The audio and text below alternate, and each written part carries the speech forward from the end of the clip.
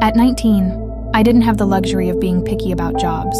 My father's medical bills were stacked on our kitchen, table back home like unpaid threats, and my younger brother had stopped asking for new shoes because he already knew the answer. My mother worked double shifts at a grocery store until her ankles swelled every night. So when Mrs. Sterling offered me a live-in housekeeping position with good pay, I said yes before she even finished explaining the schedule. The house itself looked unreal to me the first time I saw it. Clean white walls, tall windows, fresh flowers sitting in crystal vases like something out of a movie. The air smelled faintly of vanilla candles and expensive furniture polish. And Mrs. Sterling, she was kind in a way that made me instantly trust her. "You're too thin," she'd said softly on my first morning while handing me breakfast. "You need to eat properly if you're going to work this hard." Nobody had spoken to me like that in a long time. She wasn't arrogant or cruel like wealthy people in movies. If anything, she seemed lonely. Beautiful too, effortlessly beautiful. Always perfectly dressed, perfectly calm, perfectly polite. Too perfect. I didn't understand it at first, but her husband clearly hated that about her. Mr. Sterling barely looked at her during dinner. When she spoke, he answered with distracted hums while scrolling through his phone or checking emails. Sometimes she'd laugh quietly at something he said, and he wouldn't even notice. It was strange watching them together. She adored him. He looked bored by her existence. Later, I would understand why. Men like him didn't want love. They wanted control, attention, vulnerability. They enjoyed watching people beneath them become nervous around them. And I was exactly the kind of person he liked noticing. At first, his behavior was subtle enough for me to ignore. Lingering eye contact, standing slightly too close in the kitchen, questions that felt overly personal. "You have a boyfriend, Maya? You've got a pretty smile when you relax. You don't have to look so nervous around me." Small things easy to dismiss. The kind of things women are taught to tolerate. I kept telling myself I needed the money. Just survive. Keep your head down. Don't create problems. Then came the unlocked door. It happened on a rainy Thursday evening after I finished cleaning the upstairs guest rooms. Mrs. Sterling had gone out to dinner with friends, and Mr. Sterling was supposedly in his office downstairs taking business calls. I was exhausted. My back hurt. My feet ached. I remember tossing my cleaning gloves onto the dresser before changing into an oversized t-shirt in my room. And I forgot to lock the door. Just one stupid mistake. I had already pulled my uniform shirt over my head when I sensed movement. The door wasn't fully open, just slightly, but enough.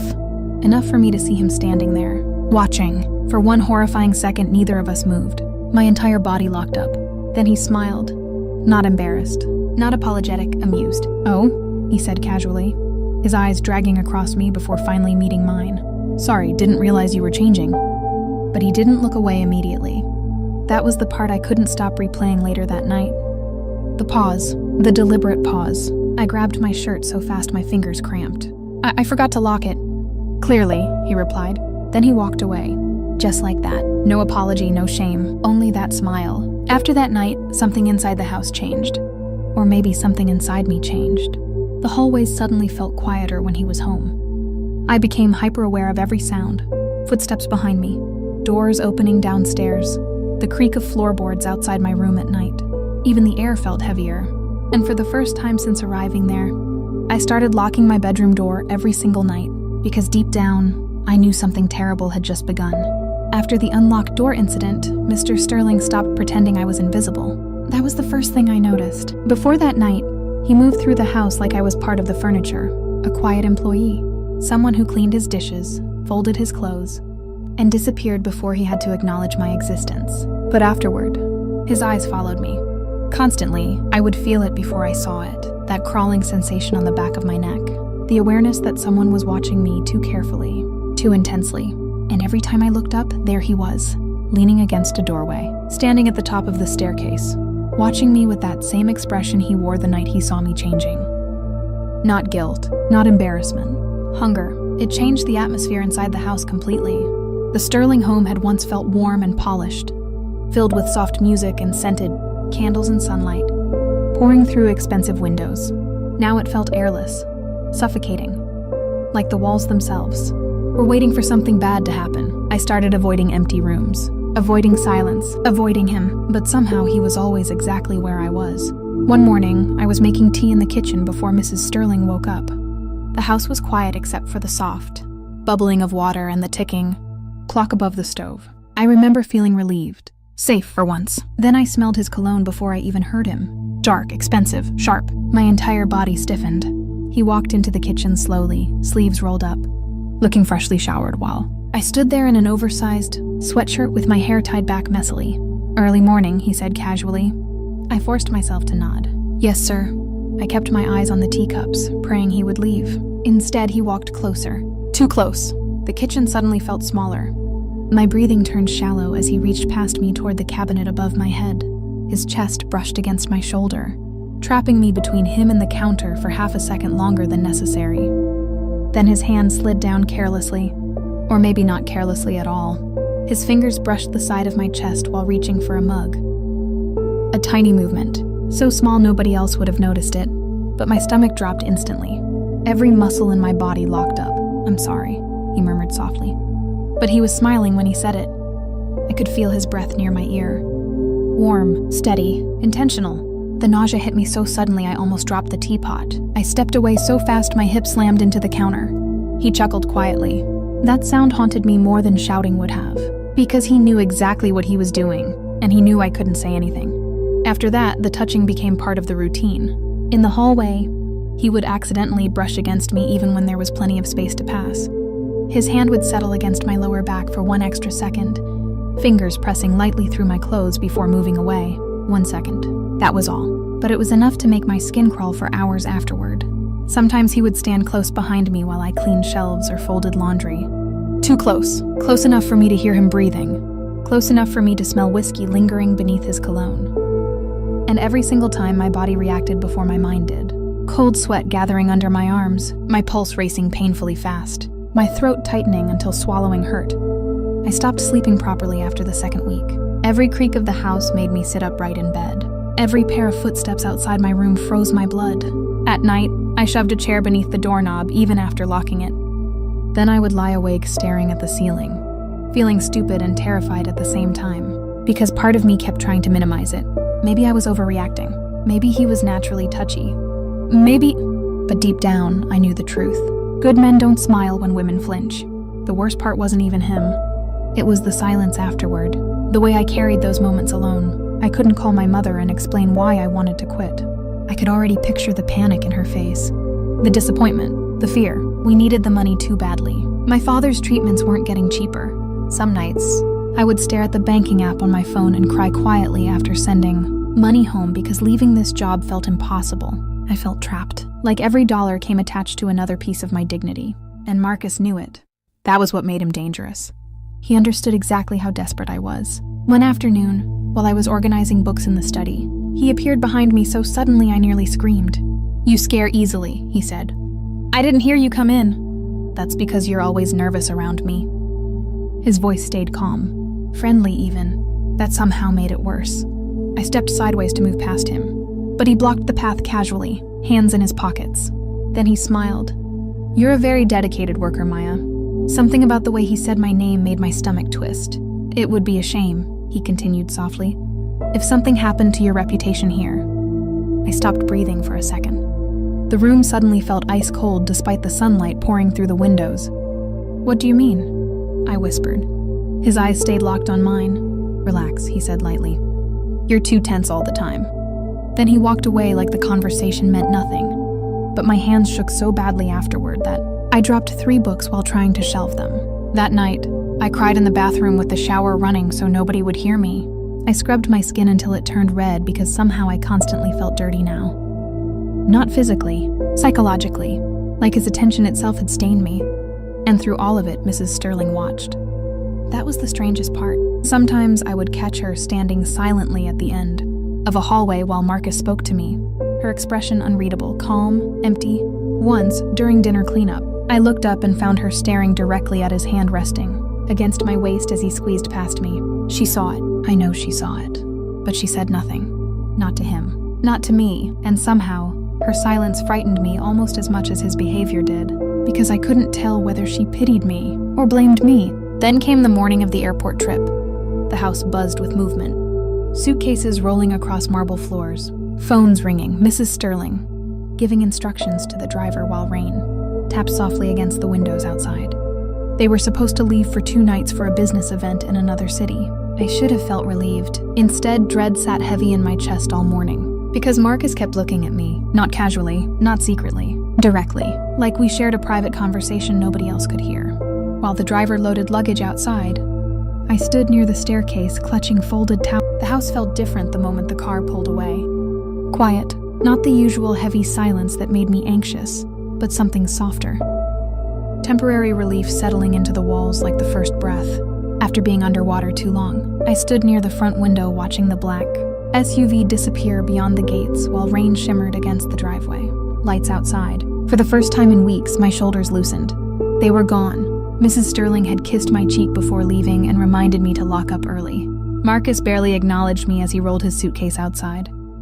But right before stepping into the car, he looked back at me one last time. That smile again. Cold, knowing. It haunted me even after the headlights vanished.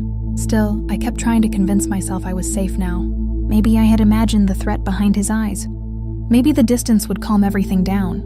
Maybe I could survive this job a little longer. The house was unusually warm that night. Soft jazz music still lingered faintly from speakers downstairs, and the scent of Elena's expensive candles drifted through the hallway. I cleaned slowly, almost peacefully. No footsteps behind me. No sudden touches. No feeling of being hunted. By midnight, exhaustion hit me hard.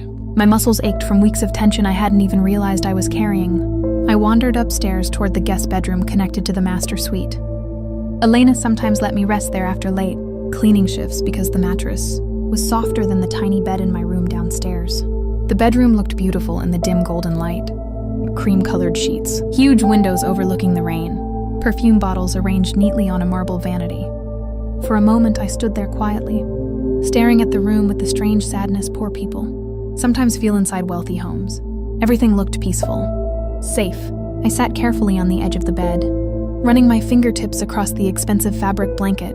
It felt impossibly soft beneath my skin. I remember thinking how different my life could have been if I'd been born into comfort instead of survival. Then I heard the front door downstairs open. My heart stopped. At first, I told myself it was the wind, but then came the sound. Footsteps, slow, heavy, male. Every ounce of relief drained from my body instantly. No. I stood up so fast the room spun around me. Then the smell hit me. That cologne, dark and sharp and expensive. My stomach twisted violently. Marcus, he never left. Panic exploded through my chest so hard I could barely breathe. I rushed toward the bedroom door, but before I reached it, his footsteps were already climbing the stairs, unhurried, confident, like he knew there was nowhere for me to go. I backed away instinctively, my pulse roaring inside my ears. Then the door opened. Marcus stepped inside calmly, loosening his tie as if returning home from a normal evening. Rainwater still clung to the shoulders of his coat. "You look nervous," he said softly. I couldn't answer. Fear had dried out my throat completely. "I thought you left," I whispered finally. "I did," he replied casually. "For a while." Then he closed the bedroom door behind him. The click of the latch made my knees weaken. Every survival instinct in my body screamed at me to run, but he was between me and the exit. Marcus looked almost relaxed. That was the terrifying part. His face carried no anger, no rush, just complete certainty. "You've been avoiding me," he said. "I just want to work." "You already do." He took another step closer. I moved backward automatically until the backs of my legs hit the bed. "I think you misunderstand something, Maya," he continued quietly. "Everyone believes you're here alone tonight." Cold terror spread through me. "If Mrs. Sterling comes back." "She won't." The room suddenly felt too small to breathe inside. Then his voice dropped lower. "And if you make this difficult for me, I'll simply call the police." I stared at him. He smiled faintly. "I'll tell them you stole my wife's jewelry." My stomach dropped. "You wouldn't—" "A poor maid's word against mine?" He interrupted softly. "Who do you think they'll believe?" My hands started shaking uncontrollably. He saw it, and enjoyed it. That was the moment I truly understood what predators were. Not monsters hiding in dark alleys. Men who looked polished, educated, respected. Men who knew exactly how powerless you were. "I didn't do anything," I whispered desperately. "Then stop acting like I'm hurting you." Another step closer. I could smell whiskey beneath his cologne now. I tried moving sideways toward the door, but he grabbed my wrist suddenly. Hard. Pain shot up my arm instantly. "Please," I gasped. "Don't make me force this." Terror flooded every inch of me. I yanked against his grip, but he only tightened it harder before shoving me backward onto the bed. The mattress dipped violently beneath us. My heartbeat became deafening. I scrambled backward, trying to kick him away, but he grabbed both my wrists with one hand while the other clamped against my waist. His breath hit my face. Hot. Heavy. I could barely think. "Stop fighting," he hissed. I twisted desperately beneath him, panic turning my limbs weak and clumsy. My nails scraped against his arm hard enough to leave marks, but it barely slowed him. Then his hand grabbed the front of my shirt. The fabric stretched tightly against my chest. "No!" I heard the sound before I fully felt it. "Right." The tearing fabric echoed through the room like a gunshot. Cold air hit my skin instantly. Pure panic exploded inside me. I screamed and shoved against him with everything I had, tears blurring my vision while his grip tightened harder. For one horrifying second, I genuinely thought this was it. This was how my life ended. Alone, powerless, forgotten. Then, bang! The bedroom door slammed open so violently it struck the wall. Marcus froze. Ifose. And standing in the doorway was Elena, Mrs. Sterling, calm, perfectly still. But there was something terrifying in her eyes. Not shock, not confusion, ice-cold fury. Marcus immediately pulled away from me, his face draining of color for the first time since I'd known him. "Elena!" I knew it. Her voice sliced through the room with deadly calm. Rain thundered softly outside behind her while I sat trembling on the bed, clutching my torn shirt against my chest so hard my fingers hurt. Marcus stood slowly. "You don't understand—" "No," she interrupted. "I understand perfectly." The silence afterward felt unbearable. Elena stepped further into the room without taking her eyes off him. "I saw every look," she said quietly. "Every touch you forced on her. Every excuse you made to corner her." Marcus swallowed hard. "Elena, listen to me. I kept asking myself whether it was the girl," she continued, her voice trembling slightly now, "or the monster I married." Her eyes flicked toward me briefly, and for the first time since I entered that house, I didn't feel alone. Then she looked back at him with absolute disgust. "And now I finally have my answer."